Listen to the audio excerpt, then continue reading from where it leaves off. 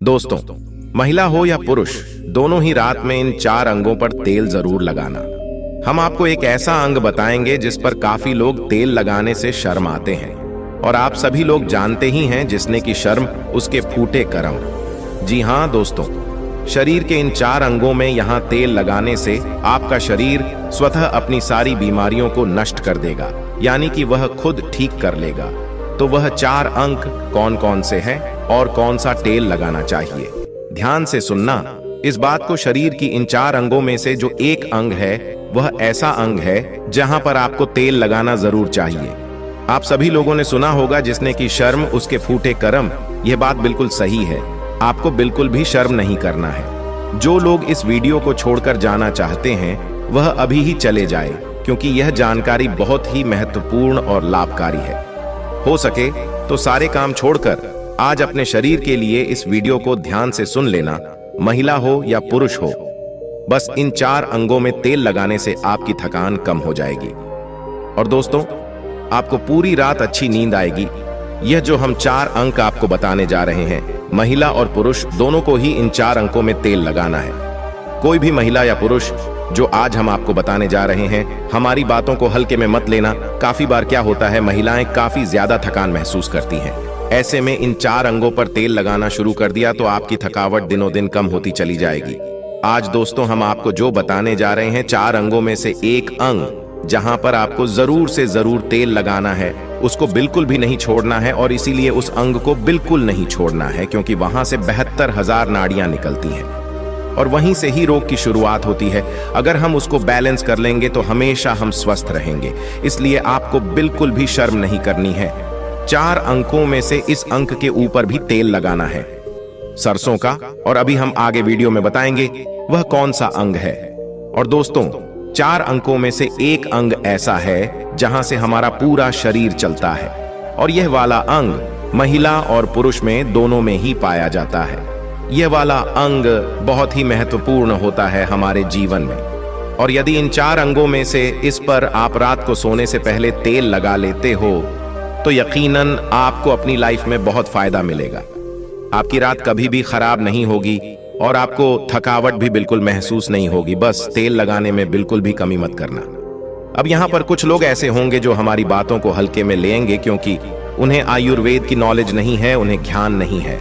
इसीलिए जो हम आपको बताने जा रहे हैं, शरीर के इन अंगों में आपके बिना शर्म किया तेल जरूर लगाना है। कोई भी मनुष्य हमारी बातों को बिल्कुल भी हल्के में लेने की भूल न करें। और इन 4 अंगों में तेल लगाने से पहले सबसे पहले यह उपदेश जरूर सुनना चाहिए। इस उपदेश को सुनकर आप अपने जीवन को सफल जीवन बना सकते हैं। दोस्तों, भगवान महात्मा बुद्ध का अनमोल विचार। एक दिन एक राजा भगवान बुद्ध के पास आया।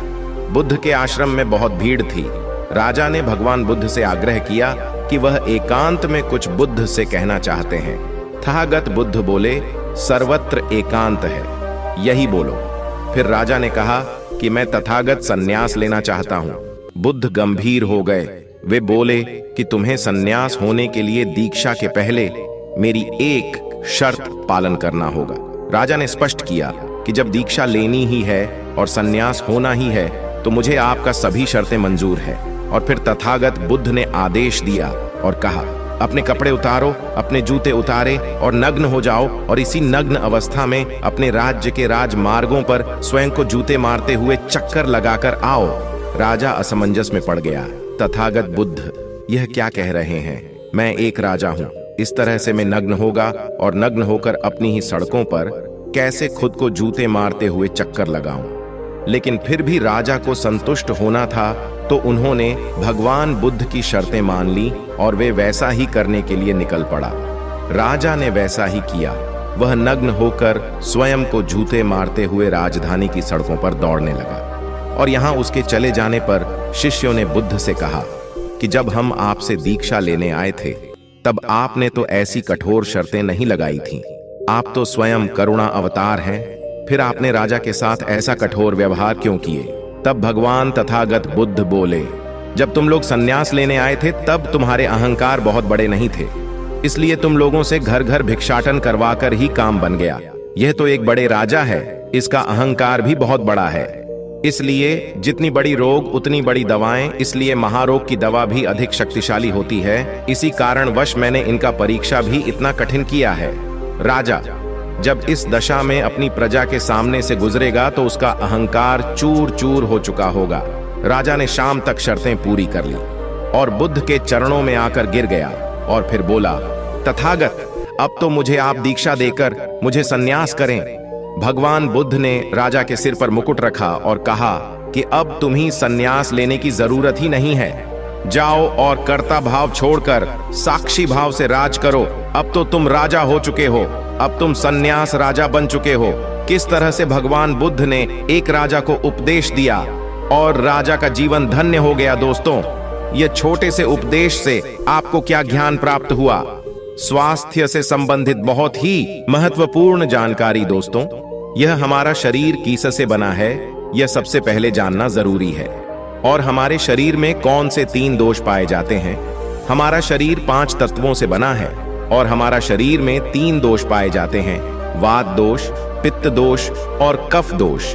इसे जानना जरूरी है क्योंकि यहाँ हर एक बीमारी का कारण होता है।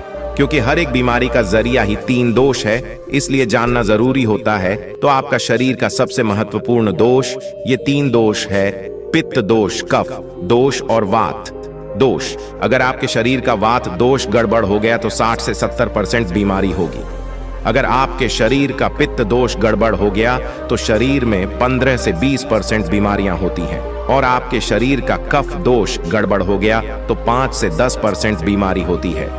अब इन तीनों प्रवृत्ति हमारे शरीर में कब से कब तक रहती है? जब हम जन्म से बाल्य अवस्था में रहते हैं, यानी 0 से जब हमारा जन्म होता है और 14 साल की उम्र तक हमारे शरीर में दोस्तों इसकी प्रवृत्ति ज्यादा होती है। इस समय कफ ज्यादा बनता है। यह प्रकृति की देन है। कफ इसलिए बनता है क्योंकि हमारा शरीर ग्रो करता है। कफ बनना जरूरी है क्योंकि यह हमारे शरीर के बहुत ही महत्वपूर्ण अंग है। बस हमें यह ध्यान देना है, हम अपने बच्चों को ऐसी कोई चीज नहीं देना है जिससे उनका कफ और बढ़ जाए, क्योंकि बच्चे उस समय कुछ नहीं जानते। पेरेंट्स को जागरूक होना होगा। बस हमें अपने बच्चे को कुछ भी ऐसी चीज नहीं देना है जिससे उसका कफ और बढ़ जाए। बनाने वाली चीजें हमें उन्हें नहीं खिलाना है, नहीं तो क्या होगा, कफ से संबंधित जो 5 से 10% बीमारी है, जैसे टीवी, दमा, अस्थमा, सिजोफ्रेनिया, ये सारी बीमारियां इसकी वजह से होती है। जहां आपको ध्यान देना होगा दोस्तों, हर पेरेंट्स को ध्यान देना होगा। और दोस्तों, वीडियो में आगे बढ़ने से पहले अगर तुम में से कोई जय जय बजरंगबली जी को मानता है तो अगर सच में ही भक्त हैं, आप इस वीडियो को लाइक कर नीचे कमेंट बॉक्स में एक बार जय जय बजरंगबली लिख देना। बजरंगबली जी, जो भी भक्त कमेंट बॉक्स में जय जय बजरंगबली लिखता है तो उसके मन में जो भी मनोकामना है वह पूरी कर देना। दोस्तों, इसके बाद हम आगे वाली अवस्था में आते हैं। बाल्य अवस्था से युवा अवस्था। युवा अवस्था हमारा कब से कब होता है? जब हम 15 साल से 60 साल के बीच में होते हैं। दोस्तों, इस समय हमारा युवावस्था होता है। इस समय हमारे शरीर में पित्त प्रवृत्ति सबसे ज्यादा होता है, सबसे ज्यादा पित्त बनता है। इसलिए हमें यह ध्यान देना होगा कि हम ऐसी कोई वस्तु न खाएं जिससे हमारा पित्त बढ़ जाए। अगर हमारे शरीर में पित्त बढ़ जाएगा तो दोस्तों हमारे शरीर में 15 से 20% बीमारियां, गंभीर बीमारियां होती हैं। इसके बाद हमारा आता है वृद्धावस्था। 60 साल की उम्र हमारा वृद्धावस्था होता है। इस समय हमारे शरीर में वात बढ़ता है और वात से संबंधित 60 से 70% बीमारियां हमारे शरीर में होती हैं। तो आपको ऐसी कोई चीज नहीं खाना है जिससे वात रोग बढ़े। तो दोस्तों, यहां आप समझ गए कि आपके शरीर में 3 दोष का क्या रोल है। इसलिए इन 3 दोष संबंधित जो भी जानकारी जहां से मिले, जैसे मिले, उसे हासिल कर लीजिए और हासिल करके अपने जीवन में उतारें। कारण को हटा दीजिए और इन 3 देशों में क्या खाना है, क्या नहीं खाना है, इसका हमेशा ध्यान रखना है। इस दोष को बढ़ाने वाले चीजें कभी मत खाएगा। अब 3 दोष के बारे में जान गए। अब यह जानिए, आपका शरीर 5 तत्वों से बना है और इन 5 तत्वों में प्रोटीन, विटामिन, सारे तत्व आते हैं। अब इस 5 तत्वों में और 3 दोषियों में जो भी कमी आती है तभी आपका शरीर बीमार होता है, अन्यथा आपका शरीर बीमार नहीं होता। अब आप समझ गए आपका शरीर बीमार होने का क्या कारण है। जैसे कुछ लोग रोते हैं दोस्तों, भगवान ने हमें यह कष्ट दे दिया, भगवान ने हमें यह बीमारी दे दिया, हमें गैस्ट्रिक अल्सर हो गया, हमें थायराइड, ब्लड प्रेशर, शुगर हो गया। क्यों हो गया? भगवान ने नहीं दिया, आपने खुद पाला है। जब आपको प्रकृति कहता है कि खाना खाने का नियम पालन करिए, पानी पीने का नियम पालन करें, इस प्रकृति का नियम पालन करिए, तो आप क्यों नहीं कर रहे हैं? जबकि हमारा शरीर उसी तत्व से बना है, प्राकृतिक तत्वों से ही तो बना है। हमारा शरीर भी पानी से ही तो बना है, खाने से ही तो बना है, पोषक तत्वों से ही तो बना है। ये सारे नियम का आपको पालन करना होगा। अब जब यह हमारा पित्त दोष कह रहा है कि यह चीज नहीं खाइए, पित्त और बढ़ेगा, तो आप उसे क्यों खाते हैं? पिज्जा, बर्गर आप क्यों खाते हैं? चाय आप क्यों पीते हैं? चीनी आप क्यों खाते हैं? जब आप ये सारी चीजें खा रहे हैं तो आपके पेट में एसिडिटी बनेगा, आपके पाचन तंत्र बीमार पड़ेगा। तो जब आपका पाचन तंत्र बीमार होगा तो कुल तमाम बीमारियां आपको आएगी। ये तो आप खुद कर रहे हो ना, ब्रह्मांड नहीं दे रहा है, भगवान नहीं कर रहा है। आप इसे खुद जाने अनजाने में कर रहे हैं। हम अपने मन को, अपनी जीभ को कंट्रोल नहीं कर पा रहे हैं। तो दोस्तों, ये सारी चीजें आप छोड़ दीजिए। अब दोस्तों बात करते हैं हमारे शरीर में तेल कौन सा लगाना चाहिए, कहां पर लगाना चाहिए, उस पर जानते हैं। समझ गए आपका शरीर निर्माण कैसे होता है? इसे सुरक्षा करना आपके हाथ में है। इसकी सुरक्षा आप खुद करिए। शरीर की 4 महत्वपूर्ण अंग है जिससे आपके शरीर की सारी नसें जुड़ी हुई हैं। दोस्तों, पहला पैर का तलवा, दूसरा है आपकी नाक और तीसरा है नाभि, चौथा है आपका सिर। ये 4 सबसे महत्वपूर्ण अंग है और इन चारों जगह पर आपको तेल लगाना है। दोस्तों, बस यह ध्यान देना है कि आपको कब लगाना है और कैसे लगाना है, बस ये ध्यान देना है। रोज सुबह जो मॉर्निंग वॉक करता है नंगे पैर जमीन पर या फिर हरी घास पर, तो उसकी आंखों की रोशनी कभी कम नहीं होती। इसलिए आपको पैर के तालू में शुद्ध तेल लगाना है। तो पैर के तालू पर यही शुद्ध सरसों का तेल लगाना है। जब आप रात में सोने जाइए उसके पहले गुनगुने पानी से अपना पैर धो लीजिए। पैर धुलने के बाद बढ़िया से उसे साफ कर लीजिए, सूख जाएं। दोस्तों, जब आप बिस्तर पर लेटे हैं, अगर आपकी पत्नी है तो आप अपनी पत्नी से तेल दोनों पैर में थोड़ी देर मालिश करवा दीजिए, नहीं तो आप अपने हाथ से ही मालिश कर लीजिए। रात में सोते समय यही शुद्ध सरसों का तेल, और जैसे ही आप अपने 5 मिनट दोनों हाथों से मालिश करेंगे, तेल से गर्माहट आएगी दोस्तों, तुरंत ही आपको नींद आना शुरू हो जाएगा। अगर आप नींद का टैबलेट लेते हैं, अगर आप डिप्रेशन में हैं, नींद नहीं आ रहा है, तो यह दूसरे दिन से ही बंद हो जाएगा। आपको नींद की कभी टैबलेट की जरूरत ही नहीं पड़ेगी। आपका पागलपन दूर हो जाएगा, याददाश्त बहुत तेज होती है, दिमाग से संबंधित सारी समस्याएं खत्म, और एक ही बार में आप 10 बजे सो रहे हैं, 4 बजे से पहले आपकी नींद नहीं खुलेगी।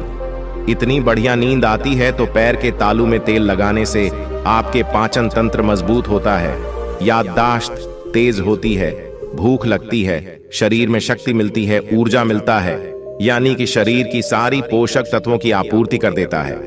दूसरा स्थान है नाभि, जो कि आपके शरीर का सबसे महत्वपूर्ण अंग है।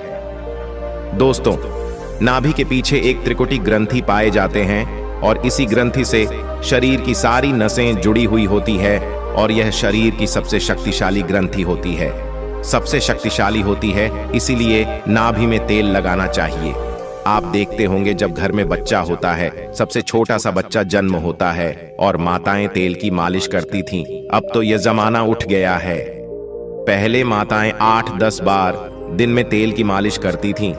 हम लोग बच्चों को देखते थे, हमारी माताजी जो भाई के बच्चे होते थे, यानी कि पोता को 4 बार दूसरी टाइम यानी कि 7 से 8 बार तेल की मालिश करती थी।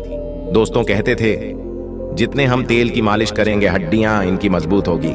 दोस्तों, यह आपकी नाभि सबसे शक्तिशाली शरीर के हिस्सा है। इस नाभि में उस समय जब माताएं तेल की मालिश करती थीं तो उनकी नाभि को फूंक मारती थी।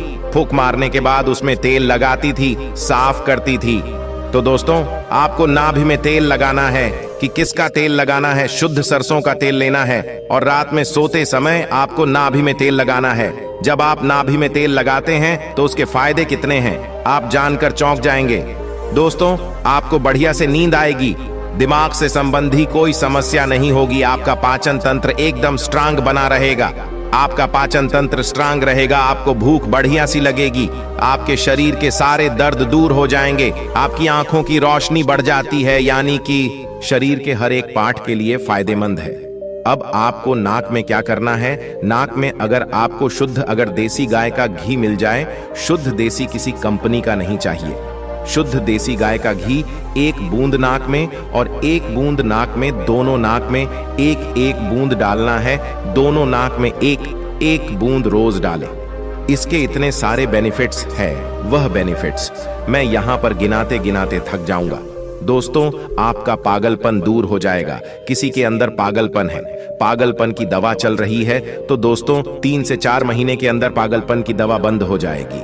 आपके कान के पर्दे में छेद है तो कान के पर्दे का छेद बिना ऑपरेशन के ठीक हो जाएगा, सिर्फ 3 से 4 महीने में। बाकी कोई दवा ऐसे नहीं बनी जो आपको ठीक कर दे। आपको नींद की समस्या है, नींद की समस्या दूर हो जाएगी। याददाश्त कमजोर है, याददाश्त आपकी तेज हो जाएगी। शरीर में कमजोरी है, शरीर की कमजोरी दूर हो जाएगी। जुकाम आपको कभी पूरे भविष्य में नहीं होगा। जुकाम, सर्दी, खांसी, नाक से संबंधित जितने भी बीमारी है आपको नहीं होगा। अब एक बात और है, जहां से आपका शरीर पूरा ब्रेन जुड़ा हुआ है, आपको अपने सर में सरसों का शुद्ध किसी कंपनी का आप मत लीजिए। ये शुद्ध सरसों का तेल आप अपने सर में लगाइए। जैसे ये शुद्ध सरसों का तेल आप अपने सर आसानी से इसे थपथपा पाएंगे। दोस्तों, नींद आना आपको शुरू हो जाएगी तो आप खुद देखिए नींद लाने में कितने रोल है। तो दोस्तों, आपको सिर में तेल लगाने से सोते समय कितने सारे प्रॉफिट है। आपका जो बाल है, बाल पक रहा होगा वो भी रुक जाएगा। आपको नींद बढ़िया से आएगी, इतनी बढ़िया से आएगी कि क्या बताएं। दिमाग की याददाश्त पावरफुल होगी, शरीर की शक्ति बढ़ेगी, शरीर की कमजोरी दूर हो जाएगी, आपका पाचन तंत्र मजबूत हो जाएगा, यानी कि शरीर की सारी शक्तियां आपको मिलेंगी। दोस्तों, ये 4 अंगों पर यह तेल आप जरूर लगाएं या देसी घी आप नाक में डालें। यह प्रक्रिया आप अपना लीजिए, आपका शरीर स्वस्थ और निरोग हो जाएगा। जैसे हमने कहा कि यह हमारा शरीर है, हमारा शरीर हमारे ऊपर डिपेंड है। तो दोस्तों, अभी तक हमने आपको जो भी बात बताई है वह बात बहुत ही ज्यादा हमारे शरीर के लिए लाभदायक है। हो सके तो दोस्तों, जल्द से जल्द हमने जो आपको बात बताई है उसे फॉलो करें, निश्चित रूप से आपको लाभ मिलेगा। स्वस्थ रहे, सुरक्षित रहे। धन्यवाद।